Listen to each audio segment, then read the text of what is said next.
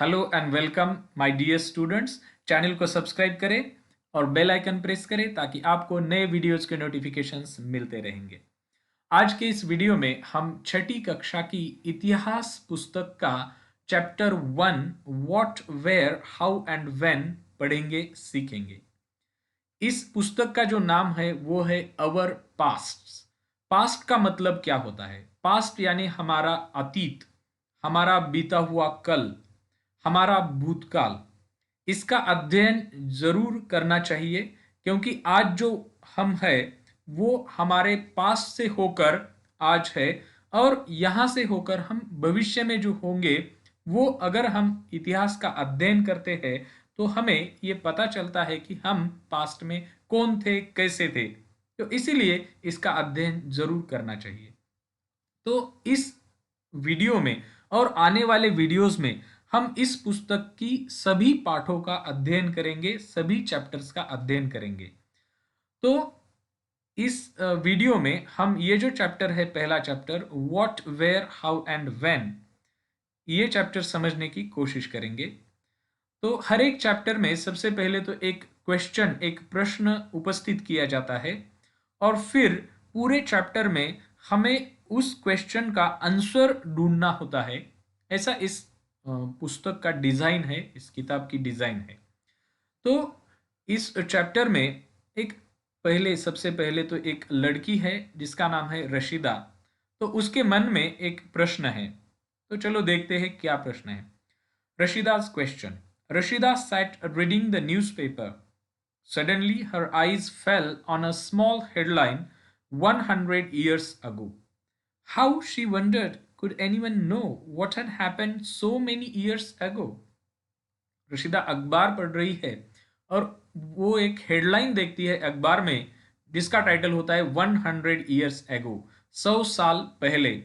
तो उसके मन में ये विचार आता है कि 100 साल पहले क्या था, हम इसका अध्ययन हम कैसे मालूम करेंगे कि 100 साल पहले क्या था। तो हमें भी इसी का अध्ययन करना है, हमें भी इतिहास का अध्ययन करना है और बहुत साल पहले क्या था ये हमें मालूम करना है। तो चलो देखते हैं कैसे मालूम करते हैं। फाइंडिंग आउट व्हाट हैपेंड, क्या हुआ था अगर हमें फाइंड आउट करना है तो हम क्या करेंगे। Yesterday you could listen to the radio, watch television, read a newspaper. So what happened yesterday, कल क्या हुआ था ये हम जानेंगे रेडियो पर न्यूज सुन के, टेलीविजन देखकर या फिर अखबार पढ़ के। लास्ट ईयर, पिछले साल क्या हुआ था ये कैसे जानेंगे? आस्क समबडी हु रिमेंबर्स, जिसको याद है हम उसको पूछेंगे। But what about long long ago, let us see how it can be done. मगर बहुत साल पहले क्या हुआ था ये हम कैसे जानेंगे? चलो जानने की कोशिश करते हैं। What can we know about the past? Past के बारे में हम क्या जानकारी ले सकते हैं? There are several things we can find out. What people ate, the kinds of clothes they wore, the houses in which they lived. We can find out about the lives of hunters, herders, farmers, rulers, merchants, priests, craftspersons, artists, musicians, and scientists. We can also find out about the games children played, the stories they heard, the plays they saw, the songs they sang. तो इन सभी बातों का अध्ययन हम इतिहास में करते हैं। तो हमारे पास्ट में, हमारे अतीत में लोग क्या खाते थे, कैसे कपड़े पहनते थे, कैसे घरों में रहते थे, लोगों का जीवन कैसा था। हंटर्स शिकारी, फिर हर्डर्स यानी कि जो लोग भेड़ बकरियां पालते थे, जानवर पालते थे, फार्मर्स किसान, रूलर्स शासक राजा, मर्चेंट्स व्यापारी, प्रिस्ट धर्मगुरु, क्राफ्ट्स पर्सन कारीगर लोग, आर्टिस्ट कलाकार, म्यूजिशियन संगीतकार, और वैज्ञानिक साइंटिस्ट। तो समाज के इन सभी वर्गों का अध्ययन, पिछले जमाने में ये कैसे रहते थे तो हम ये जानते हैं। हम ये भी जानने की कोशिश करते हैं कि बच्चे कौन से गेम्स खेलते थे, कैसी कहानियां सुनते थे, कौन से नाटक देखते थे, कैसा संगीत सुनते थे, कैसे गाने सुनते थे। तो इन सभी बातों का अध्ययन हमारे पास से हम करने की कोशिश करते हैं। वेयर डिड पीपल लिव, और हम ये जानते हैं कि लोग कहाँ रहते थे। Find the river Narmada on map 1 page 2। तो यहाँ एक मैप है, तो उस पर हम नर्मदा नदी कहाँ है ये देखते हैं पहले। तो आप यहाँ देख सकते हो, ये जो सातपुरा पर्वत श्रृंखला है बिल्कुल भारत के बीच में, तो यहाँ उसके ऊपर ये जो नीली रेखा दिखती है नर्मदा रिवर, तो ये नर्मदा नदी है। अब हम इसके बारे में यहाँ क्या दिया गया है ये जानते हैं, लेकिन उससे भी पहले आप एक बात यहाँ जान सकते हो, और वो है ये जो पूरा मैप है, ये जो पूरा मैप है वो मैप है फिजिकल मैप ऑफ द सब continent. Physical map of the सब कॉन्टिनेंट यानी कि जो ये पूरा एरिया है इसको सब कॉन्टिनेंट ऐसा कहते हैं, यानी कि उपखंड। अभी ये जो मैप है, तो this is map of south Asia. South Asia का मैप है।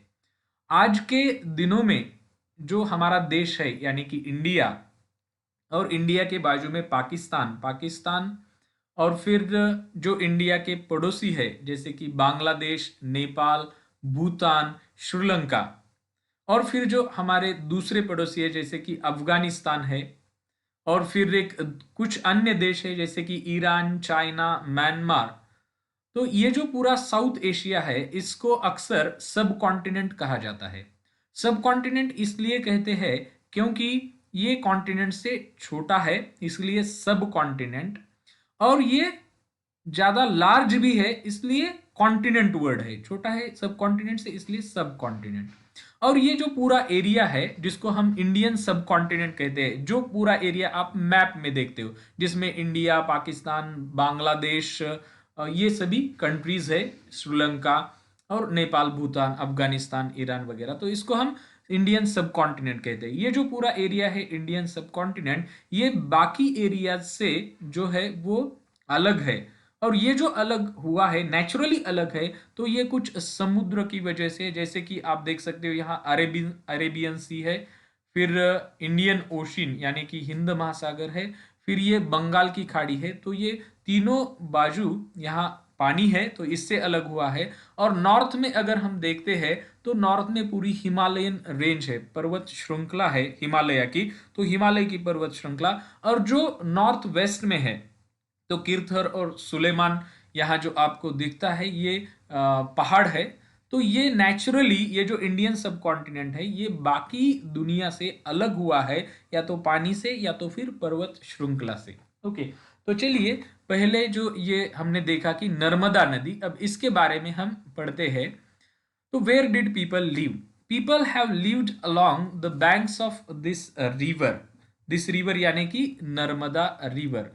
So, along the banks of Narmada River for several 100,000 years. Some of the earliest people who lived here were skilled gatherers, that is, people who gathered their food. They knew about the vast wealth of plants in the surrounding forests and collected roots, fruits, and other forest produce for their food. They also hunted animals. यानी कि ये जो नर्मदा नदी है इसके बाजू में, इसके किनारे बहुत हजारों साल पहले, सेवरल 100,000 ईयर्स लोग रहते थे।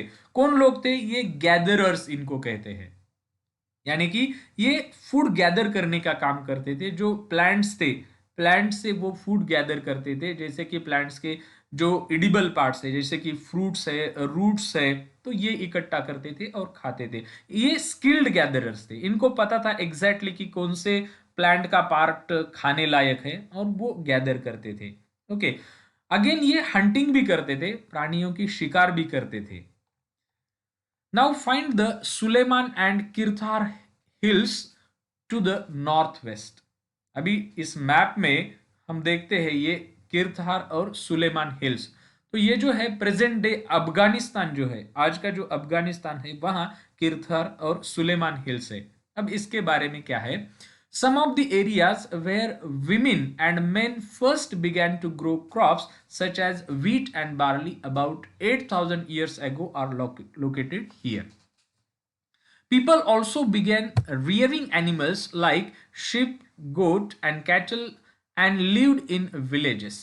अभी ये जो किरथार एंड सुलेमान हिल्स है तो यहाँ 8,000 साल पहले सबसे पहले लोगों ने क्रॉप्स अनाज उगाया, और वो अनाज कौन से थे? व्हीट और बार्ली, गेहूं और बार्ली अनाज था। और वहां सुलेमान और किरथर हिल्स के एरिया में वहां लोगों ने एनिमल्स यानी कि जानवरों को पालना शुरू किया, रियरिंग यानी पालन पोषण करना। और वो जो प्राणी थे वो थे शिप और गोट और कुछ अन्य कैटल। और वो लोग विलेजेस में रहते थे, गांव में रहते थे।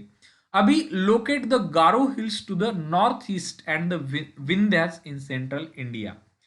तो यहाँ हम गारो हिल्स देख सकते हैं जो नॉर्थ ईस्ट पार्ट है इंडिया का, जहाँ सेवन सिस्टर्स, जहाँ की जैसा कि मणिपुर, नागालैंड, आसाम, तो त्रिपुरा, ये जो सभी स्टेट्स है, तो इसको हम सेवन सिस्टर्स एरिया कहते हैं क्योंकि यहाँ सेवन स्टेट्स है, जिसको नॉर्थ ईस्ट इंडिया भी कहते हैं।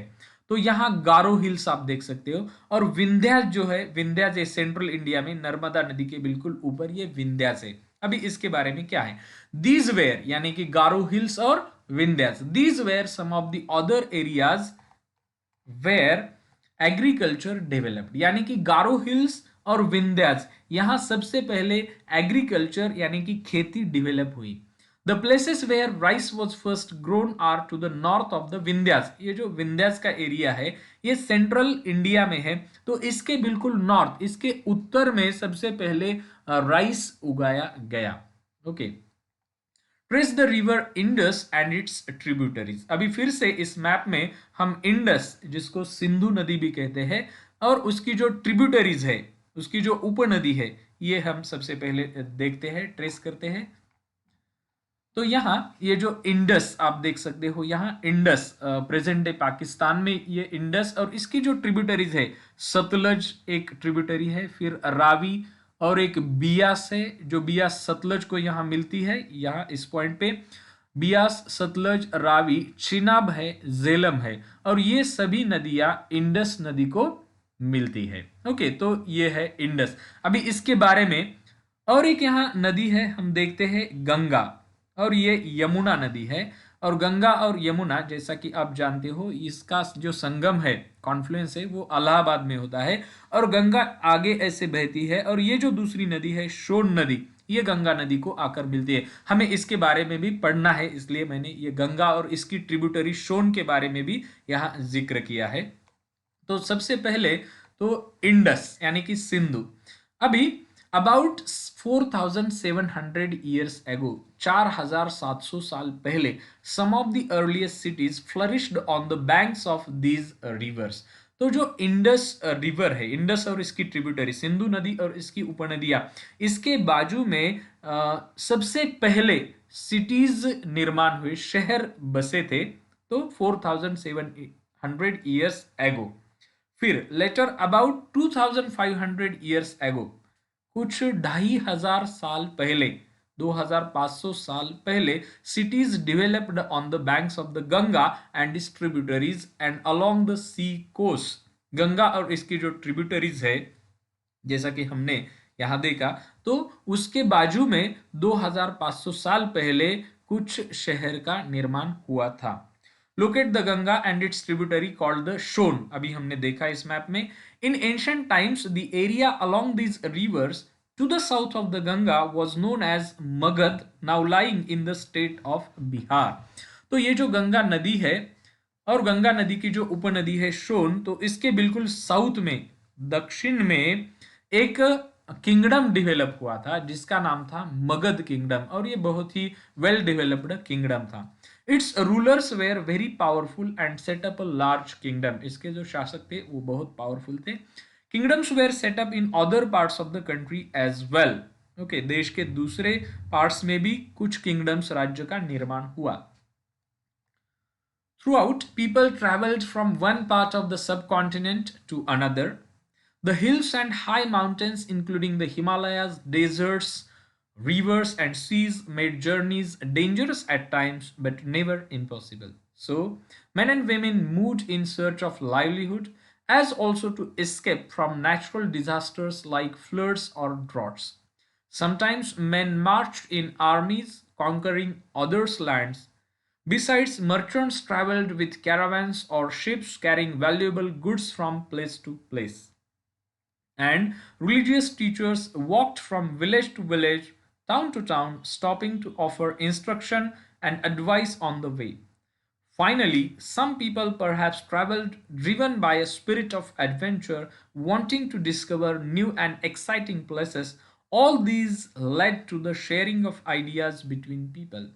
अभी क्या हुआ, उन दिनों के ज़माने में लोग एक एरिया से दूसरे एरिया में ट्रैवल करते थे, सफ़र करते थे। आज के जैसा सफ़र आसान नहीं था, ट्रैवलिंग आसान नहीं था। और अगर हम इसका ज्योग्राफी देखें इस पूरे एरिया का, तो बहुत सारे पहाड़ है, पर्वत श्रृंखला है। ओके, जैसे कि हिमालय की पूरी पर्वत श्रृंखला है नॉर्थ में। बहुत सारे एरियाज में डेजर्ट्स है, जैसे कि थर डेजर्ट है राजस्थान में आज के। ओके, और कच्छ का डेजर्ट है गुजरात में। तो ये रेगिस्तान है, नदियां हैं, समुद्र है। तो उन दिनों में जर्नी जो था वो बहुत ही डेंजरस था, रिस्की था, फिर भी वो इम्पॉसिबल नहीं था, लोग ट्रैवल करते थे। तो लोग एक जगह से दूसरी जगह अपनी रोजी रोटी के लिए ट्रैवल करते थे। कभी कभी नेचुरल डिजास्टर, नैसर्गिक जैसे विपदा आती थी, जैसे बाढ़ आती थी, सूखा पड़ता था, इसीलिए भी ट्रैवल करते थे। और कभी कभी क्या होता था, लोग युद्ध करने के लिए भी ट्रैवल करते थे, दूसरे देशों की लैंड जमीन के लिए भी युद्ध करते थे। और जो व्यापारी लोग थे, मर्चेंट्स, वो अपने काफिलों के साथ, कारवा के साथ भी ट्रैवल्स करते थे। अपना जो माल, वैल्यूएबल, बहुत ही कीमती माल एक जगह से लेके दूसरे जगह जाते थे। फिर रिलीजियस टीचर्स, यानी कि बहुत सारे धर्मों के ये धर्मगुरु और प्रीचर्स जो थे, जो धर्मों का उपदेश करते थे, धर्मों का ज्ञान लोगों को देते थे, वो एक विलेज से दूसरे विलेज, एक गांव से दूसरे गांव जाते थे और लोगों को बहुत सारे उनके अपने अपने धर्मों की फिलॉसफी बताते थे। और कुछ लोग ऐसे भी थे जो बहुत ही साहसी लोग थे, वो नए देश की, नए दुनिया की खोज में निकलते थे और वो इसीलिए भी ट्रैवल करते थे। तो लोग एक जगह से दूसरी जगह ऐसे सफर करते थे और इसीलिए लोगों के बीच में शेयरिंग होता था। लोग अपने आइडियाज दूसरों के साथ शेयर करते थे और उनकी आइडियाज सुनते थे। Why do people travel now days? तो आज लोग क्यों ट्रैवल करते हैं? तो आपको ये सोचना होगा, ओके, क्यों ट्रैवल करते हैं। Look at map one once more. Hills, mountains and seas form the natural frontiers of the subcontinent. तो नेचुरल यानी कि बहुत ही प्राकृतिक ऐसी फ्रंटियर्स यानी कि बाउंड्रीज इस सब कॉन्टिनेंट उपखंडों को मिली है। जैसे कि तीन बाजू को हमने देखा, अरेबियन सी है वेस्ट को, फिर हिंद महासागर है साउथ को, और यहाँ बे ऑफ बंगाल जैसा कि पूरब यहाँ है बे ऑफ बंगाल, और जो नॉर्थ को है पूरी हिमालयन रेंज है। नेचुरल फ्रंटियर के तौर पर ये काम करते। While it was difficult to cross these frontiers, those who wanted could and did scale the mountains and cross the seas. Difficult था लेकिन इम्पॉसिबल नहीं था, लोग ट्रैवल करते ही थे। People from across the frontiers also came into the subcontinent and settled here. तो दूसरे देशों से ये फ्रंटियर, ये बॉर्डर क्रॉस करके भी लोग सब कॉन्टिनेंट में आए और यहां बस गए, settled here. These movements of people enriched our cultural traditions. People have shared new ways of carving stone, composing music, and even cooking food over several hundred years. अभी इसका लाभ क्या हुआ? तो दूसरी दुनिया से लोग यहाँ आकर बसे, तो हमारा जो कल्चर है, हमारे जो कल्चरल ट्रेडिशंस है, संस्कृति है, तो ये एनरिच हुई, समृद्ध हुई। लोगों ने एक दूसरे के साथ अपने आइडियाज शेयर किए, अपने तौर तरीके, जीने के तौर तरीके शेयर किए। फिर स्टोन कैसे कार्व करना है, म्यूजिक कैसे कंपोज करते हो आप अपने देश में, अपने एरिया में, तो ये लोगों ने सीखा एक दूसरे से। इवन कुकिंग कैसे करते हैं, और सारी बहुत सारी ऐसी चीजें हैं जो लोगों ने एक दूसरे से सीखी और इसी से कल्चर समृद्ध हुआ, एनरिच हुआ। Name of the land. अभी हमारे जो देश का नाम है वो इंडिया भी है और भारत भी है, तो ये नाम कैसे आया? Two of the words we often use for our country are India and Bharat.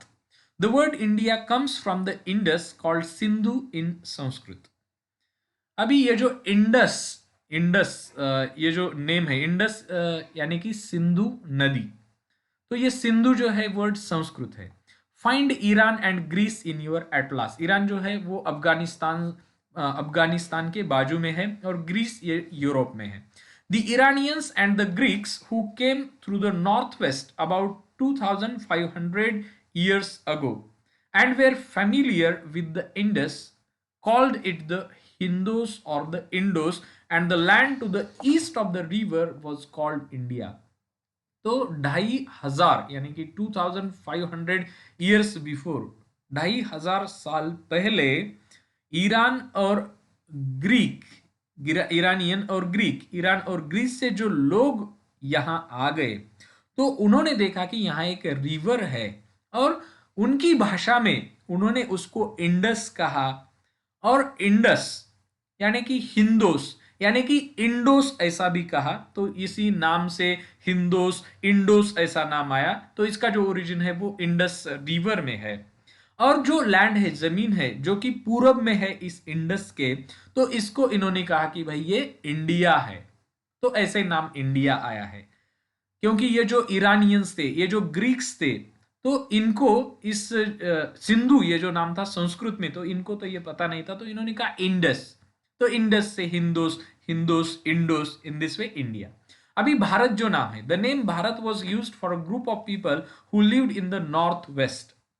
North west यानी कि उत्तर पश्चिम में जो लोग रहते थे, तो वहां उन ग्रुप्स ऑफ पीपल को कहा गया कि वो भारत ये इस एरिया के लोग हैं। And who are mentioned in the Rigveda, the earliest composition in Sanskrit dated to about 3500 years ago, later it was used for the country. तो ऋग्वेदा में इसका रेफरेंस है। ऋग्वेदा जो कि 3500 साल पहले कंपोज किया गया है संस्कृत में, तो इस ऋग्वेदा में भारत नाम का जिक्र है कि जो लोग उत्तर पश्चिम में रहते थे उनको कहा गया कि वो भारत एरिया यानी कि भारत देश, और फिर यही नाम अपने देश को यूज किया गया है। तो ऐसे इंडिया और भारत ये नाम आए।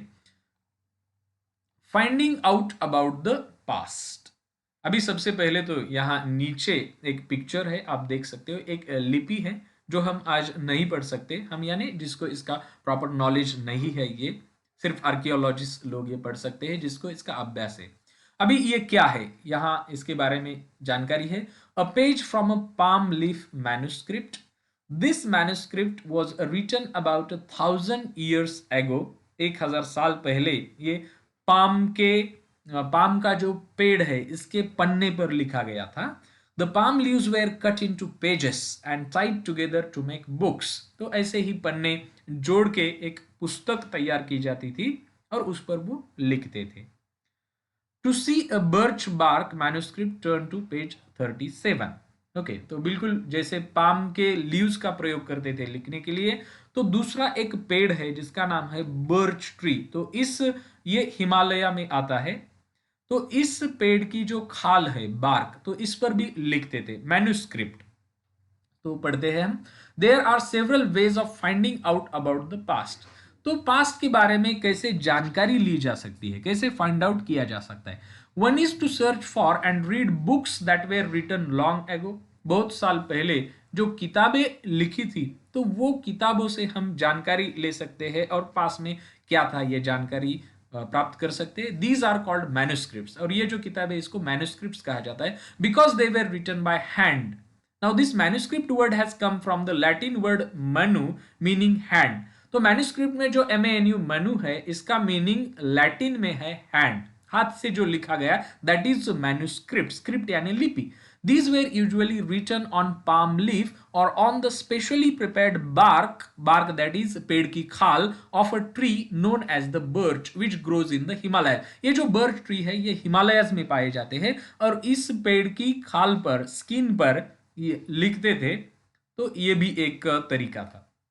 Over the years, many manuscripts were eaten away by insects, some were destroyed। Okay, तो ओवर द ईयर्स क्या हुआ कि ये मैन्युस्क्रिप्ट्स कुछ इंसेक्ट्स ने खाई, कुछ डिस्ट्रॉय की गई, but many have survived, often preserved in temples and monasteries. These books dealt with all kinds of subjects, religious beliefs and practices, the lives of kings, medicine and science. Besides, there were epics, poems, plays. Many of these were written in Sanskrit Others were in Prakrit, Sanskrit and Prakrit languages used by ordinary people and Tamil.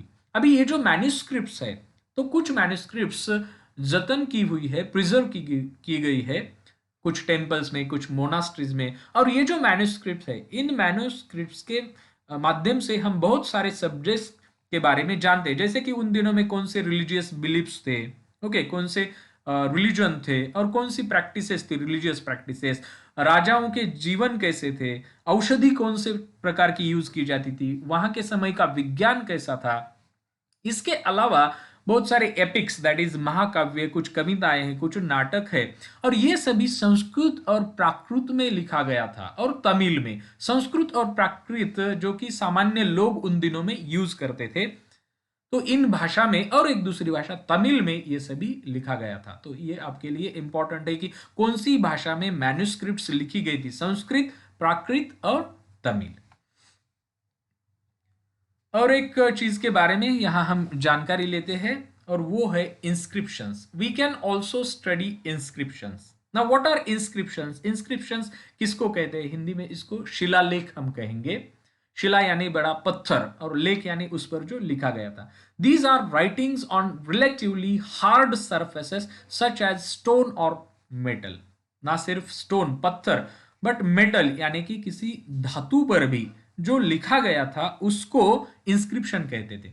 Sometimes Kings got there orders inscribed so that people could see, read and obey them. There are other kinds of inscriptions as well, where men and women, including kings and queens, recorded what they did. तो ये inscriptions पर क्या लिखा जाता था? अक्सर जो राजा थे तो वो उनके जो ऑर्डर्स, आदेश थे, वो कहते थे कि कुछ पत्थर पर या फिर मेटल पर लिखे जाए, तो लोग पढ़े, लोग इसके बारे में जाने और ये इसका पालन करें।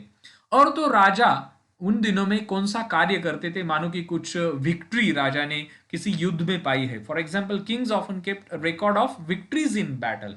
तो उस युद्ध उस राजा ने जीता था, तो उसके बारे में उस शिलालेख पर लिखा जाता था। यहां एक शिलालेख दिया गया है, तो हम सबसे पहले इसके बारे में देखते हैं। यहां आप इस पिक्चर में देख सकते हो, कुछ तो लिखा है, और इसके बाजू में an old inscription. This inscription dates to about 2250 years ago, 2250 साल पहले की ये लिखाई है, and was found in Kandahar, present day Afghanistan. और ये जो शिलालेख है ये कंदाहार में पाया गया। कंदाहार आज के अफगानिस्तान में है। It was inscribed on the orders of a ruler named Ashoka. जो अशोका, सम्राट अशोक जो राजा थे, तो इनके आदेश पर यह शिलालेख लिखा था। तो इनके बारे में, सम्राट अशोक के बारे में आप चैप्टर 8 में पढ़ोगे। When we write anything we use a script. जब हम कुछ लिखते हैं उसके लिए लिपि का प्रयोग किया जाता है, स्क्रिप्ट कहते हैं उसको। स्क्रिप्ट्स कंसिस्ट ऑफ लेटर्स और science. When we read what is written or speak, we use a language. तो स्क्रिप्ट्स में क्या होता है? कुछ लेटर्स होते हैं, कुछ साइंस होते हैं। जब हम कुछ पढ़ते हैं या फिर लिखते हैं तो हम भाषा का प्रयोग करते हैं या फिर बोलते हैं। This inscription was inscribed in two different scripts and languages, Greek on top and Aramaic below, which were used in this area. तो ये जो शिलालेख है ये दो लैंग्वेज में, आप देख सकते हो कि इसका जो पहला पार्ट है यहां तक ये एक लैंग्वेज है। हालांकि हमें समझ में नहीं आएगा कौन सी लैंग्वेज, लेकिन हम डिफरेंशिएट कर सकते हैं कि निचला जो पार्ट है वो अलग है पहले पार्ट से। तो पहला जो पार्ट है ये ग्रीक लैंग्वेज में है, और दूसरा जो पार्ट है वो अरमैइक लैंग्वेज में है, क्योंकि उन दिनों उस एरिया में ये दो लैंग्वेज बोली जाती थी, यूज की जाती थी। ओके, तो हम इसके बारे में और जानकारी लेते हैं। Can you think of the advantages of writing on a hard surface and what could have been the difficulties? तो एडवांटेजेस क्या थे? जैसे कि मान लो अगर शिलालेख लिखा है तो वो ज्यादा दिन तक वहां टिका रह सकता था। डिसएडवांटेज क्या था इसका, या फिर डिफिकल्टी क्या थी?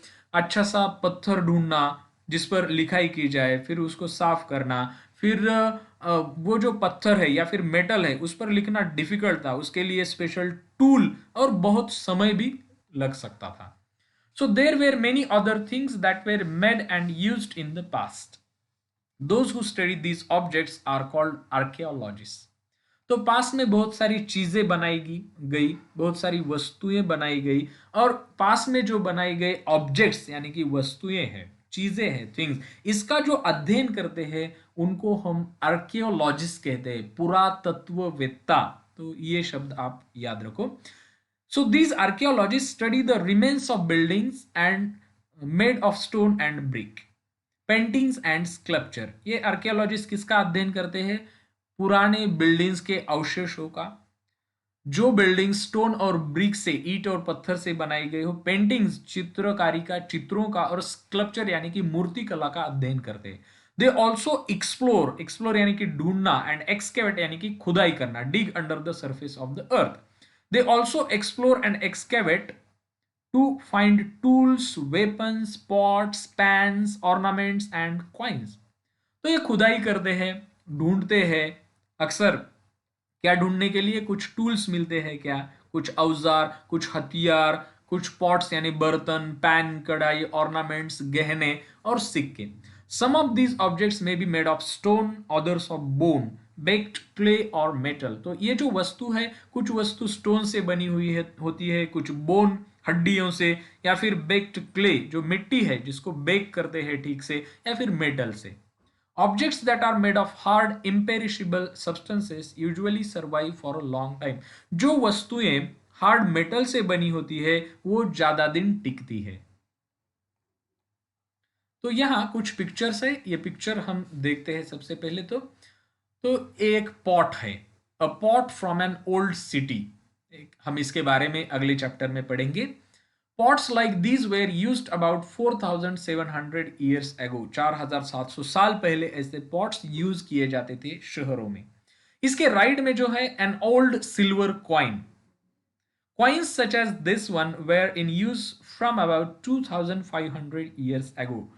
Okay, 2500 years यानी कि 2500 साल पहले ऐसे coins यूज किए जाते थे। In what ways is the coin different from the ones we use today? तो आप ये पता कर सकते हो कि ये कैसे डिफरेंट है आज जो हम कॉइन्स यूज करते हैं इसके तुलना में। Archaeologists also look for bones of animals, birds and fish to find out what people ate in the past. Plant remains survive for more rarely. If seeds of grains or pieces of wood have been burnt, they survive in a charred form. और क्या ढूंढते थे archaeologist? ये bones यानी कि हड्डियां, प्राणियों की हड्डियां, पंछियों की, और फिश की यानी कि मछली की। तो इससे इनको क्या पता चलता था कि उन दिनों में लोग क्या खाते थे। जो प्लांट रिमेन्स है यानी कि वनस्पति के अवशेष है वो ज्यादातर ज्यादा दिन तक नहीं रहते, लेकिन अगर कुछ सीड्स है, सीड्स ऑफ ग्रेन्स या फिर पीसेस ऑफ वुड जिसको जलाया गया है, वो चार्ड फॉर्म में यानी कि कोयले के फॉर्म में रहते हैं, और उससे आर्कियोलॉजिस्ट पता कर सकते हैं कि उन दिनों में कौन से वनस्पति पाए जाते थे, कैसा वुड, लकड़ी थी। Okay, do you think cloth is found frequently by archaeologist? Yes, cloth was found frequently in different excavation sites. Historians, that is scholars who study the past, often use the word source to refer to the information found from manuscripts, inscriptions and archaeology.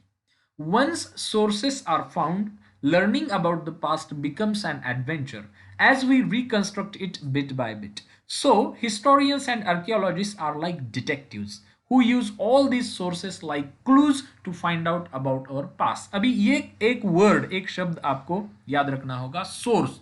Source यानी कि स्रोत, स्रोत यानी कि आधार। तो ये जो information इकट्ठी की जाती है, तो हमने देखा कि मैन्युस्क्रिप्ट से की जाती है, इंस्क्रिप्शन से की जाती है, शिला लेखों से की जाती है, और आर्कियोलॉजी, आर्कियोलॉजी यानी कि पुरातत्व शास्त्र, जिसमें आर्कियोलॉजिस्ट खुदाई करते हैं, बहुत सारे वस्तुओं का अध्ययन करते हैं। तो एक बार अगर ये स्रोतों का पता चल जाए तो पास्ट के बारे में जानकारी लेना एक एडवेंचर की तरह है, क्योंकि हम इसके माध्यम से कैसा पास्ट था ये बिट बाय बिट हम कंस्ट्रक्ट कर सकते हैं, हम जान सकते हैं, हम प्रेडिक्ट कर सकते हैं, सही तर्क कर सकते हैं।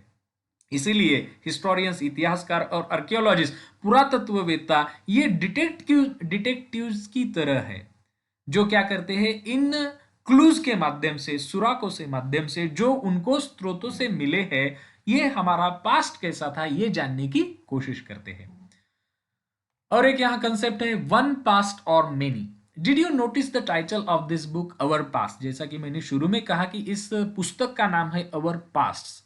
We have used the word past in plural to draw attention to the fact that the past was different for different groups of people. तो डिफरेंट ग्रुप्स के लिए उनका पास्ट अतीत डिफरेंट था. फॉर एग्जाम्पल, उदाहरण के तौर पर समझे, द लाइव्स ऑफ हर्डर्स और farmers were different from those of kings and queen's.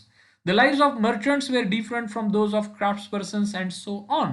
तो राजा और उसके परिवार के लोग, उनकी जिंदगी अलग थी, और हर्डर्स यानी कि जो लोग चरवाहे थे, और फार्मर्स किसान थे, तो उनकी जिंदगी बिल्कुल अलग थी. तो राजा का पास्ट अलग और किसान का पास्ट अलग, किसान का इतिहास अलग.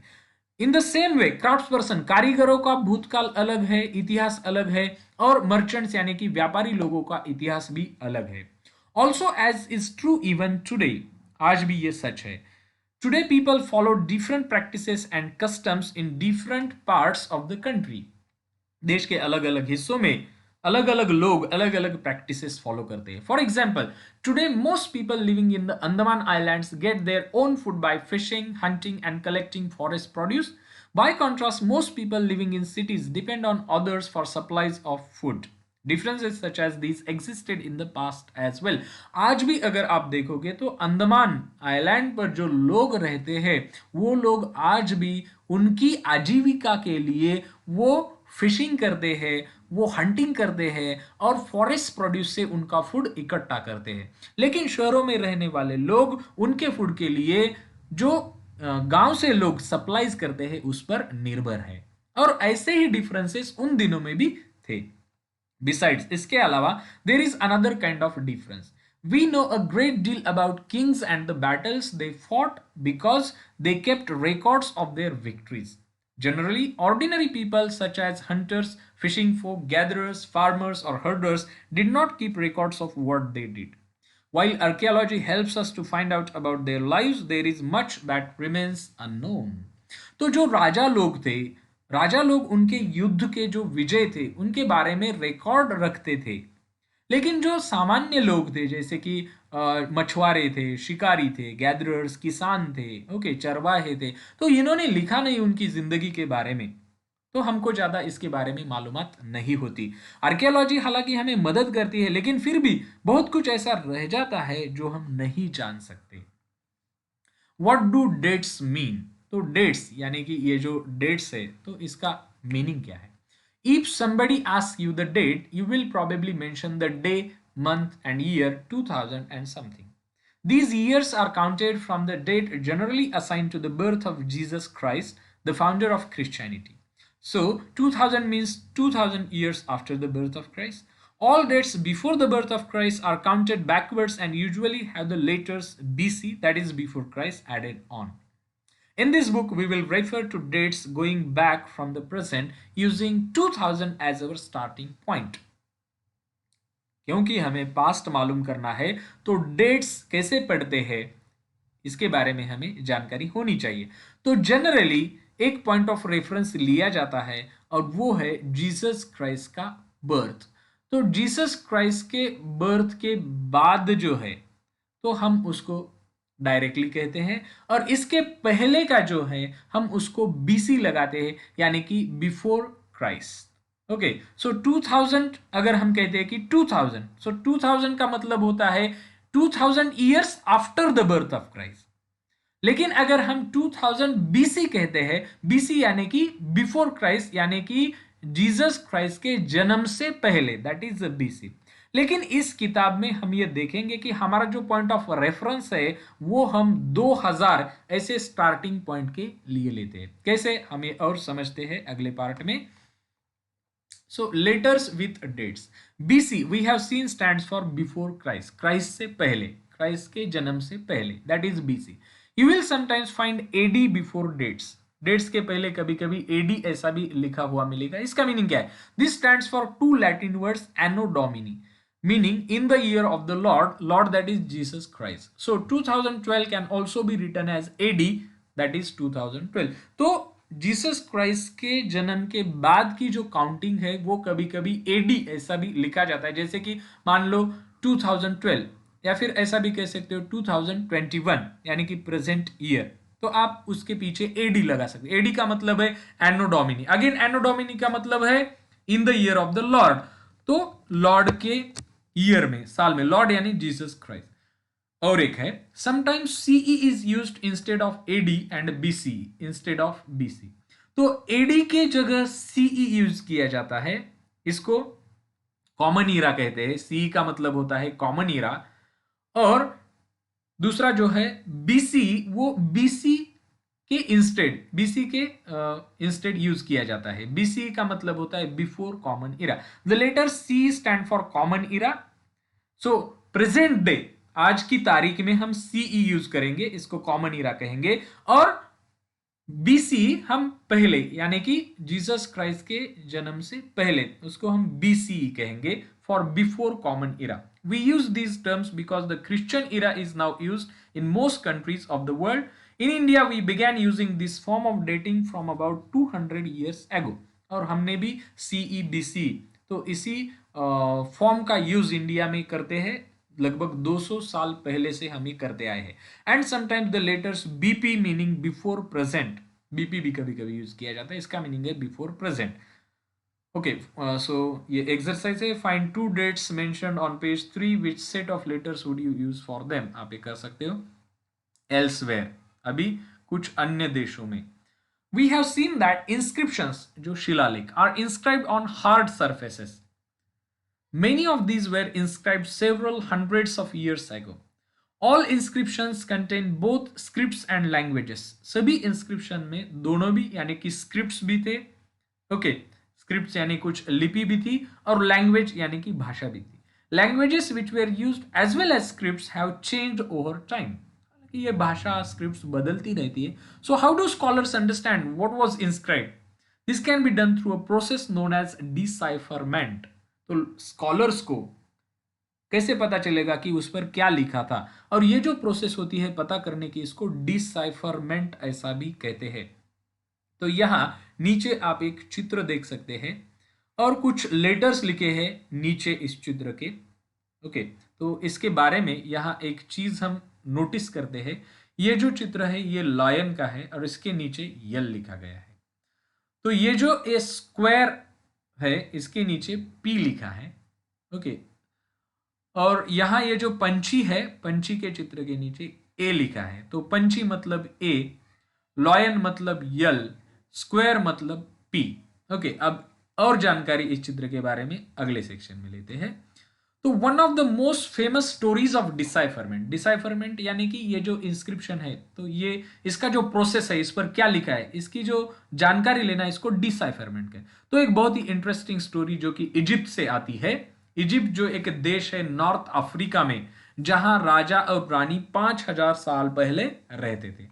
तो क्या स्टोरी है? Rosetta is a town on the north coast of Egypt. Rosetta एक गांव है जो कि इजिप्ट के उत्तर में है। And here an inscribed stone was found which contained inscriptions in 3 different languages and scripts. 3 अलग अलग भाषा में उस इंस्क्रिप्शन पर, शिलालेख पर कुछ जानकारी लिखी गई थी। कौन सी भाषाएं थी? एक थी ग्रीक और दूसरे 2 फॉर्म इजिप्शियन के थे। Scholars who could read Greek figured out that the names of kings and queens were enclosed in a little frame called a cartouche. तो जिनको जिनको ग्रीक भाषा आती थी, उन्होंने ये जानकारी प्राप्त की कि उस पर कुछ राजा और रानी की जानकारी लिखी है। एक छोटा सा फ्रेम है जिसको कारतुश कहा है। उस फ्रेम पर, वो जो फ्रेम है वो फ्रेम शिलालेख पर है, और उस फ्रेम में राजा और रानी के बारे में जानकारी है जो ग्रीक लैंग्वेज में। तो जिन स्कॉलर्स को ग्रीक लैंग्वेज आती थी, उन्होंने ये तो पता कर लिया। Then they placed the Greek and the Egyptian signs side by side. लेकिन दूसरी 2 जो फॉर्म्स थे इजिप्शियन के, ये तो पता नहीं था इनको, तो दोनों भी इन्होंने साइड बाय साइड रखा and identified the sounds for which the Egyptian letters stood. As you can see, a lion stood for L. हमने इससे पहले देखा कि लॉयन के नीचे यल लिखा था और बर्ड के नीचे, पंछी के नीचे ए लिखा। तो L means lion, A means bird. Once they knew what the letters stood for, they could read other inscriptions as well. तो जैसा ही इनको पता चलता है, अभी ये जो है ये ऊपर का जो है डिफरेंट लैंग्वेज है, मान लो इजिप्ट ग्रीक लैंग्वेज है, और नीचे जो है वो एक इजिप्शियन फॉर्म है। तो कुछ कॉमन चीजें हैं, जैसे कि ये लॉयन के लिए यल और स्क्वायर के लिए पी। तो इससे उन्होंने जान लिया कि बाकी लेटर्स क्या है। तो ये और एक तरीका होता था। तो इस एक्सरसाइज में मैच द फॉलोइंग ऐसा एक प्रश्न है। तो यहाँ जो Narmada valley on left side, Magadh, Garo hills, Indus and it's tributaries and Ganga valley, and on right side the first big kingdom, hunting and gathering, cities about 2500 years ago, early agriculture and the first cities। तो Narmada valley के बाजू में हमने देखा कि सबसे पहले hunting और गैदरिंग होती थी। Okay, hunting and gathering were the forms of living around the banks of Narmada valley. दूसरा जो है मगध, तो मगध क्या था? Magadha the first big kingdom था। ओके, मगध जो कि आज का बिहार है, तो उस एरिया में मगध था। देन गारो हिल्स जो है, गारो हिल्स के एरिया में अर्ली एग्रीकल्चर, तो पहले जमाने में सबसे पहले खेती हुई थी, कहाँ हुई थी? गारो हिल्स के एरिया में।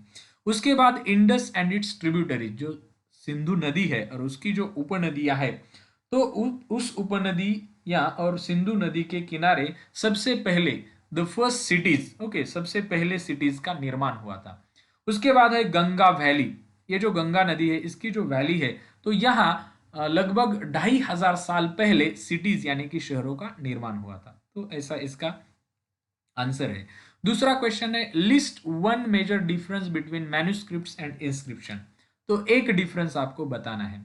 तो क्या है डिफरेंस? मैन्युस्क्रिप्ट्स क्या होती है? Manuscripts were written by hand, हाथ से लिखा हुआ। These were usually written on palm leaves or on the specially prepared bark of a tree known as the birch, which grows in the Himalayas। Manuscript जो कि palm leaves पर या फिर birch की जो बार्क है यानी कि स्किन है उस पर लिखी हुई थी, उसको मैन्युस्क्रिप्ट कहते हैं। इंस्क्रिप्शंस क्या होते थे? Inscriptions are writings engraved on relatively hard surfaces such as stone और मेटल, या तो पत्थर या फिर मेटल पर, धातु पर जो लिखा हुआ था हार्ड सरफेस पर, उसको इंस्क्रिप्शन कहते थे, शिलालेख। जो थर्ड क्वेश्चन है, रिटर्न टू रशीदास question, can you think of some answers to it. तो क्या था रशीदा का क्वेश्चन? रशीदा का क्वेश्चन ये था कि बहुत हजारों साल पहले क्या हुआ था, एवरी 100 साल पहले क्या हुआ था, हम ये कैसे जानेंगे? तो कैसे जानेंगे, क्या होगा इसका उत्तर? अभी आपको याद होगा कि हमने क्या सीखा है इस चैप्टर में। तो हम इंस्क्रिप्शंस के माध्यम से जानेंगे, शिलालेखों से, मैन्युस्क्रिप्ट्स के माध्यम से, हस्तलिपि से जानेंगे, कुछ टूल्स और वेपन्स, कुछ औजार और हथियार जो कि एक्सकेवेशंस में आर्कियोलॉजिस्ट के द्वारा पाए जाते हैं, इसके माध्यम से जानेंगे। Reading the books written in the past में जो किताबें लिखी गई है, तो ये पढ़कर हम जानेंगे कि पास्ट में क्या था, कैसा था हमारा पास्ट। ओके, अगला क्वेश्चन हम देखते हैं। Make a list of all the objects that archaeologist may find, which of this could be made of stone. तो कौन सी ऐसी चीजें हैं जो आर्कियोलॉजिस्ट को अक्सर मिलती है एक्सकेवेशन यानी कि खुदाई में। ओके, तो आर्कियोलॉजिस्ट को जो चीजें खुदाई में मिलती है, ओके, वो अलग अलग टाइप्स की हो सकती है। तो पहले तो है buildings made of stone and brick, okay, जो कि पत्थर और ईंटों की जो इमारतें बनी थी, तो वो भी खुदाई में मिलती है। फिर पेंटिंग्स, कुछ चित्र मिलते हैं। स्कल्पचर, कुछ मूर्तियां मिलती है। टूल्स, वेपन्स, पॉट्स, पैन्स यानी कि कढ़ाई, पॉट्स बर्तन, वेपन्स हथियार, टूल्स औजार, ऑर्नामेंट्स गहने, कॉइन्स कुछ सिक्के मिलते हैं। दूसरा इसका प्रश्न था which of this could be made of stone, तो इनमें से स्टोन यानी पत्थर का क्या बना होगा? तो बिल्डिंग्स बनी थी पत्थर की, फिर टूल्स कुछ औजार, फिर वेपन्स कुछ हथियार और ऑर्नामेंट्स कुछ गहने। अगला जो क्वेश्चन है, why do you think ordinary main and women did not generally keep records of what they think. तो सामान्य जो पुरुष और स्त्रियां थी, उन्होंने उनका जो रिकॉर्ड है वो क्यों नहीं रखा? Okay, unlike the present day, आज के जमाने की तुलना में record keeping was not easy, वो इतना आसान नहीं था रिकॉर्ड रखना। Records were usually maintained by kings to describe their victories in battle, सिर्फ राजा लोग वो रिकॉर्ड रखते थे। Those records were maintained by inscribing on stones, पत्थर पर लिखकर वो रिकॉर्ड मेंटेन किया जाता था। Which were not an easy task that could be carried out by ordinary main and women, सामान्य लोगों के लिए ये आसान नहीं था। नेक्स्ट जो क्वेश्चन है, describe at least 2 ways in which you think the lives of kings would have been different from those of farmers. तो राजाओं की जिंदगी और किसानों की जिंदगी कैसे अलग थी? तो इसका जो आंसर है, Kings had absolute power over all his subjects, irrespective of their profession. Farmers had no such powers. तो राजा की सभी लोगों पर हुकूमत चलती थी, सभी प्रोफेशन के लोगों पर हुकूमत चलती थी, लेकिन किसान के पास कुछ पावर नहीं थी। दूसरा है, किंग्स लिव्ड इन पैलेसेस, राजा पैलेसेस में रहते थे। Farmers had no such opportunities. The king was responsible for protecting his kingdom by waging battles, whereas the farmer's responsibilities were to grow crops. तो राजा का काम था युद्ध करना, उनके लोगों की रक्षा करना, और किसान का काम था अनाज उगाना। तो इन मायने में राजा और किसान की जिंदगी अलग थी। तो इसके बारे में एक प्रोजेक्ट है, आप कर सकते हो बच्चों। 7 number, let us do find the word crafts persons on page 1. Okay, list at least 5 different crafts that you know about today. Crafts यानी कारीगरी। Are the crafts persons men, women, both men and women? और दूसरा जो है, what were the subjects on which books were written in the past? Which of these would you like to read? तो past में ऐसे कौन से topics थे जिन पर किताबें लिखी गई है, और आपको कौन से टाइप की किताबें पढ़नी पसंद है, आप ये प्रोजेक्ट कर सकते हो। और एक यहाँ है सम इंपॉर्टेंट डेट्स, तो हम देखते हैं इंपॉर्टेंट डेट्स इस चैप्टर में मेंशन की गई। द बिगिनिंग ऑफ एग्रीकल्चर, खेती की शुरुआत हुई 8000 साल पहले। The first CTs on the Indus, तो सिंधु नदी के किनारे जो पहली सिटीज का निर्माण हुआ, शहरों का निर्माण हुआ, वो 4700 साल पहले हुआ। Cities in the Ganga valley, Ganga जो वैली है, तो यहाँ सिटीज का निर्माण हुआ। एक बिग किंगडम जिसका नाम मगध है, इसका निर्माण हुआ, वो 2500 साल पहले। और प्रेजेंट को कैसा लिख सकते हैं कि 2000 एडी या फिर CE that is common era, AD that is anno domini. और एक यहाँ है जिसका कीवर्ड्स ऐसा टाइटल है, तो ट्रैवलिंग मैंने एक्सप्लेन किया, मैन्युस्क्रिप्ट हस्तलिपि, इंस्क्रिप्शन शिलालेख, आर्कियोलॉजी इसको हम पुरातत्व कह सकते हैं, हिस्टोरियन जो इतिहासकार, सोर्स यानी स्रोत, डिसाइफरमेंट यानी कि ऐसी कला जिससे हम शिलालेखों का अध्ययन कर सकते हैं, तो इसको हम डिसाइफरमेंट कहते हैं। Students, I hope that you liked this video. If you liked this video, please hit the like button and also share this video among your friends. Thank you.